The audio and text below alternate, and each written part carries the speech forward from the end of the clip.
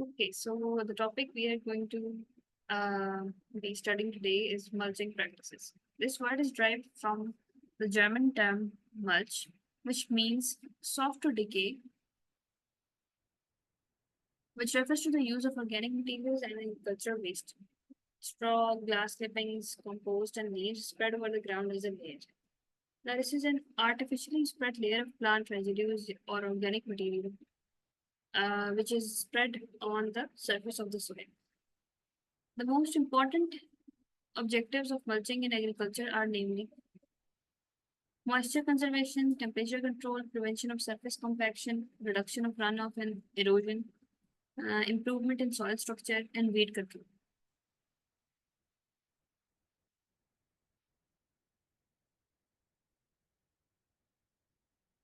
Coming to advantages of mulching, the first advantage is that higher water use efficiency would help to decrease the cost of production.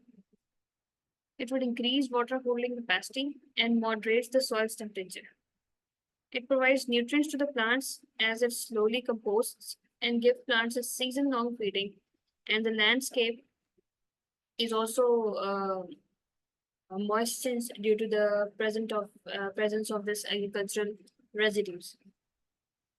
As it directly defeats pathogens and pests, it affects the humans in case of economic, aesthetic, and ease of operation, and also provides ease of breeding.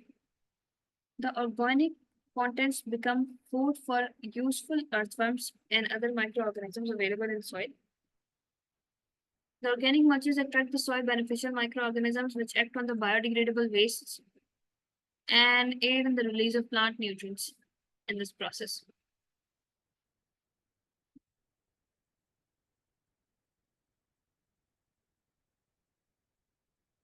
It also prevents evaporation of soil moisture from the direct solar radiation and air flow across the soil surface. Another benefit is the evaporation from soil surface, which is accounted to be 25 to 50% of total evapotranspiration of the cropland, and its application is the magic to any garden or orchard, especially during the drought period. It is very useful in semi-arid and arid regions.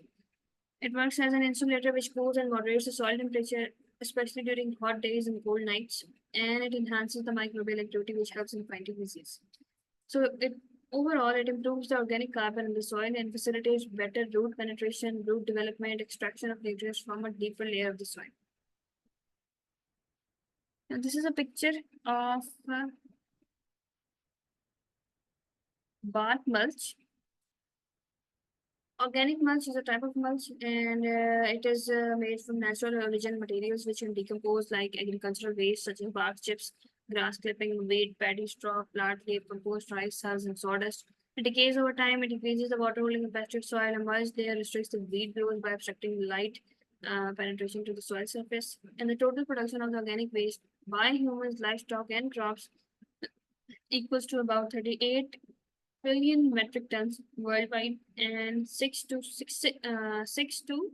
700 million metric tons of agricultural waste are produced per year, and most of it remains unutilized. So it would be a great uh, benefit for the agricultural land if we use the organic material as a mulching layer on top of it.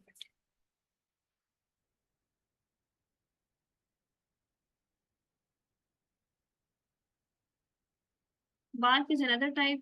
It is a very good mulch material that contains more moisture for longer periods and supply moisture to the growing crop. Commonly used for vegetation and landscaping, and they are excellent for covering the paths between the beds. Then comes hardwood, and it is a common mulch used in countryside plantings. It is a byproduct of the paper and board industry, which can be recycled as a mulch, and it contains nutrients more than the softwood, and it is not very easily available, and the pH is alkaline. Then comes the softwood. Softwood is tough to decay than hardwood, and it is also acidic in pH, and it applies to a depth of 2 to 4 inches. Organic mulch. Organic mulch consists of grass clippings. Um, Grass clipping is very easy and abundantly available. And if fresh grass clippings are usually peeled, it decomposes easily and increases the percentage of nitrogen in the soil. The different types of grass clippings are available: green or fresh and dry grass.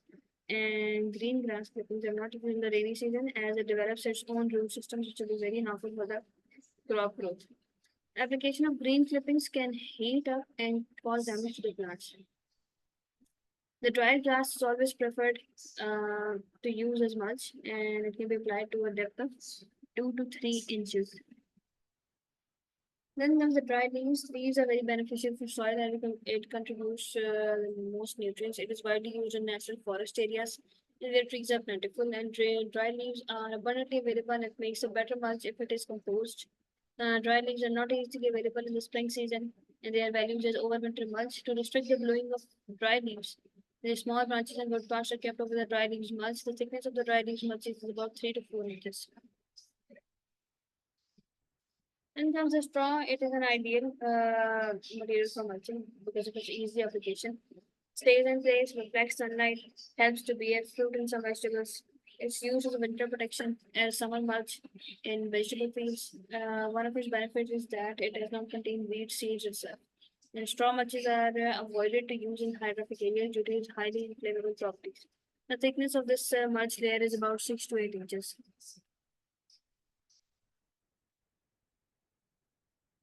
Compost is a wood mulch and soil conditioner. It can be prepared at home by composting of waste material like leaves, straw, grass, and plant residues. Improves the soil properties and carbon content, which improves water retention and capacity of soil. Should not be used in the vegetable field as they have too much nitrogen contain weed seeds. An excellent use of compost is at the time of bed preparation and start of season. The excellent use of compost is basically at the start of the season, at the time of the bed preparation. It is used in nutrient loving plants like roses. Applied can be applied to a depth of 3 to 4 inches. Sawdust is very common type of mulch in areas where it is easily available and found during the finishing operations of wood, and it doesn't have much nutrients and due to its high carbon to nitrogen ratio, the decomposition is very late. Its decay will cause deficiency of nitrogen in the soil, and therefore more fertilizer will be required. Its nature is acidic and it retains moisture for longer periods. Newspaper. Newspaper helps to control weeds and is readily available. The newspaper layer biodegrades into the soil in a small time. The usage is avoided in high windy areas, and combined sheets of 2 or more sheets of newspaper should be used, and its edges should be pasted with heavy materials so that it doesn't fly away. Use of glossy paper in vegetable fields should be avoided because the ink could leach into the soil. Then comes alfalfa, seaweed, and cocoa bean hulls. Alfalfa is an excellent material and it has high nutrients, high nitrogen, and long-lasting ability. Seaweed is another great material and which is used for mulching and contributes mineral into the soil. It shrinks a lot when it dries, so a thick layer should be applied. Before applying, seaweed should be sprayed by fresh water to minimize the salts in the soil. Cocoa bean husk is an excellent material. Again, it's acidic in nature and it is mostly used due to its sweet smell and attractive appearance. Then comes corn cobs, hops, mushroom compost, peanut hulls. Corn cobs is an exceptional cheap material. It can be colored for improving its appearance and used for landscaping. Then hops is inexpensive and available from local breweries, and it has a good experience and strong odor. Mushroom compost is inexpensive organic plant fertilizer, and it is available in the market as spent mushroom compost. It increases the fertility of soil and also the water retention capacity of soil. Peanut hulls. It is a good experience mulch that located near peanut processing areas. They can, one of the limitations of organic mulching is that it keeps the soil too moist on poorly drained soils and restricts oxygen in the root zone. It can also create an environment conducive to growth of diseases and pests. And it can also become a breeding spot for many insect and pests. Sometimes it also contains seeds which can become weeds, and it only serves for a short period of time. Criteria for the selection of mulching material includes the cost of material, crops selected to mulch, time period when the mulch to be used. The cost, if the suitable material is available at little or no cost, then it is very good for the farmer. The crop selected to mulch. Do not mulch with material from the crop, which increases the risk of conveying viruses and pests to the cultivated crop. Then time period. During summer season, Light colored materials are very beneficial as they reflect the heat. During early spring, use of dark colored materials are beneficial as a mulch. It helps to warm the soil, which allows crop planting and accelerates the growth of crops. Inorganic mulching includes gravel, pebbles, crushed stones, plastic mulch, photodegradable plastic mulch, biodegradable plastic mulch. Okay, so the gravel, these are used for perennial crops and a very small layer of rocks, 3 to 4 centimeter. It provides good heat control and also reflects solar radiation and creates a hot soil environment, which is somewhat suitable for plant growth for some plants. Plastic mulch includes black and transparent films, which are generally used for mulching. Then there are two types. Photodegradable plastic mulch. It gets destroyed by sunlight in a shorter period. Then biodegradable, which is degraded by the soil in a short period of time. Then this plastic mulching, this is basically used in our horticultural crops. Black plastic film, reflective silver film, transparent film. It helps, the black one helps in conserving moisture and controlling weight. The reflective silver maintains the root zone temperature, and transparent film increases the soil temperature, and it is used for solarization. Research on effect of organic mulch and vegetative growth.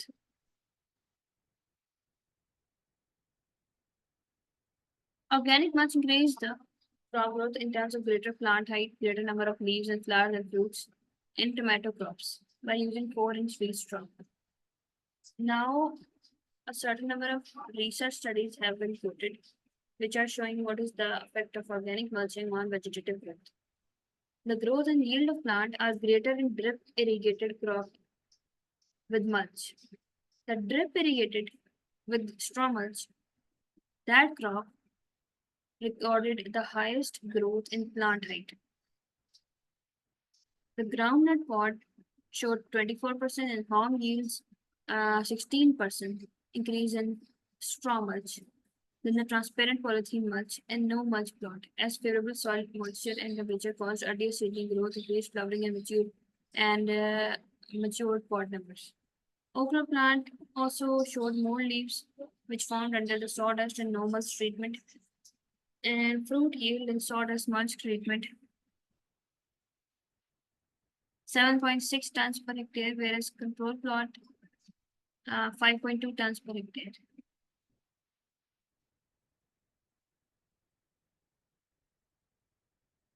The yield and the starch content of potato were higher by 27%, almost 28, and 18% under the paddy straw mulch as compared to unmulched plot. And the yield of tomato and okra increased by 100% and 200% in straw mulch applied condition than without uh, than the lot, which was not under any kind of treatment. The production of okra was much higher in straw mulch applied condition than dust mulch.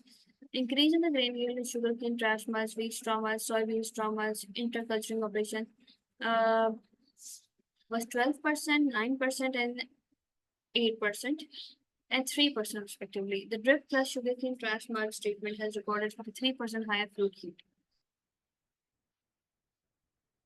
The adoption of drip irrigation along with plastic mulch is very better. Now we are talking about the weed management and water conservation strategies and how we can use mulch to manage weeds. So, if we adopt drip irrigation along with plastic mulching, then it will be great. This treatment reduces weed intensity by 95%, fruit yield by 53%, irrigation water by 44%. Uh, the germination and nourishment of weeds can be controlled by mulch treatment. The mulch can be used as a physical barrier and prevents the germination of weeds. The less weed intensity is recorded in polythene and straw mulch plots compared to the unmulched. And this is a study by Desley et al. 2017. He observed that in mulch and unmulched plots, large differences in weed occurrence were observed in eggplant, cowpea, and sweet potato. The combination of drip and sugarcane trash mulch is best treatment than safe watering.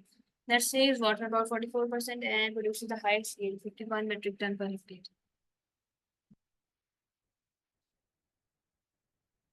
So this is another example from Philippines, the Fukuoka system of mulching rice fields.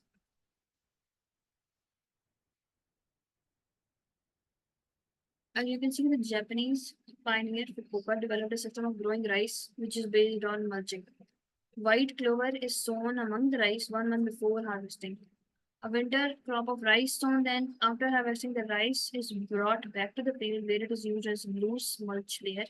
Both rye and white clover spring up through the mulch which remains there until the rye is harvested. If the mulch decomposes too slowly, chicken manure is sprinkled over the mulch, and this cropping system does not require any tillage of the soil and achieves great yield. This is basically a case study of Chala village of Gandhinagar, Tehsil, India. Total households were 1741. Total population is 8,000 approximately, and animal husbandry and agriculture were their livelihood activities. Okay, so the farmers did not have to bore well, uh, did not have a bore well from which they could get water. So they used the conventional technique of flood irrigation, which caused a lot of wastage of water and lowered the groundwater table. Then Navratna Trust mobilized VDC, Village Development Committee, to take small initiative of mulching unit in the village with the purpose of saving water. The mulching installation was done in half acre and another half acre was kept as a controlled plot. A land preparation was done like plowing and furrow making, and the farmer got demonstration for making holes in mulching sheet for irrigation and seeding the mulching unit. The farmers were also assisted for fertilizer application, irrigation, pesticide management for mulching plot.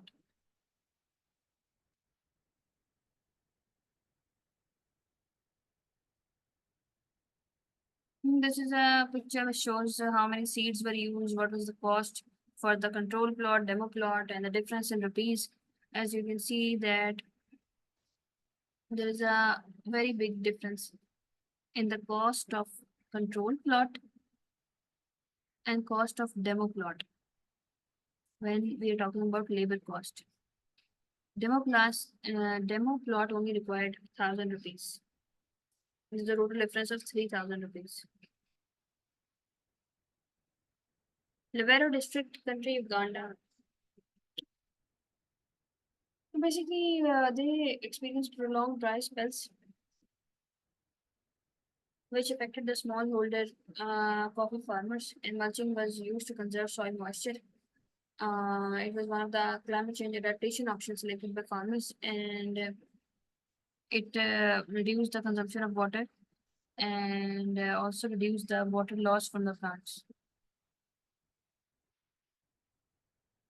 Now, the layer of mulch applied to the coffee field, and then it was replicated 5 times on different coffee plots. For each treatment, the plot size was 10-meter long, 5-meter wide, separated by 3 meter. And one plot was mulched with a thick layer of maize straw, elephant grass, banana leaf, and dry grass, and the other was not mulched at all.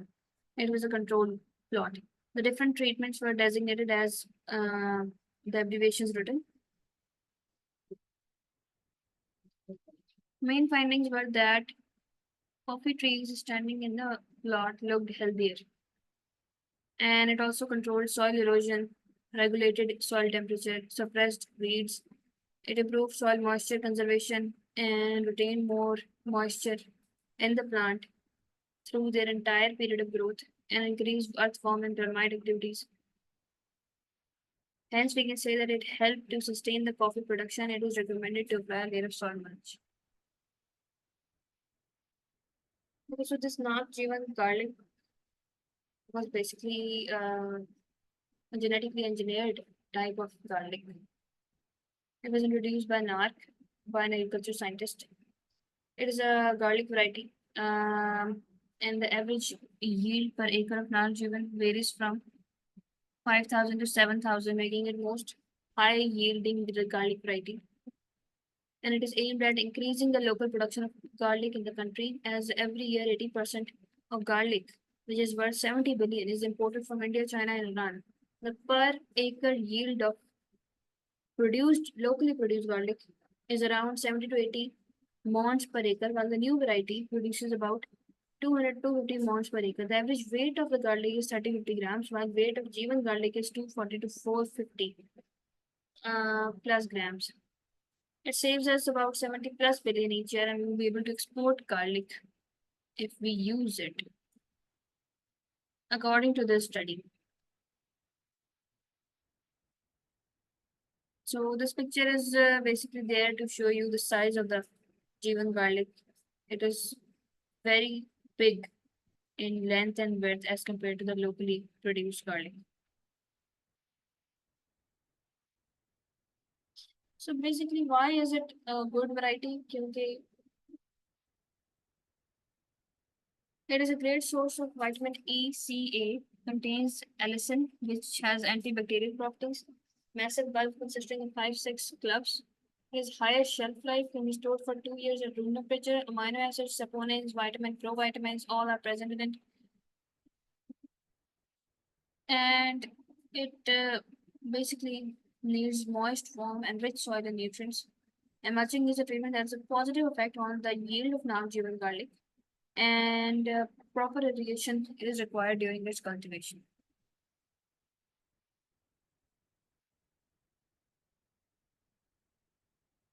So for the production of non-driven garlic, we can use paddy straw, and we have to apply 1 to 2 tons of rice straw. Apply a layer of 1 to 2 inches. Mulching will help control weeds as it increases soil fertility and retains soil moisture.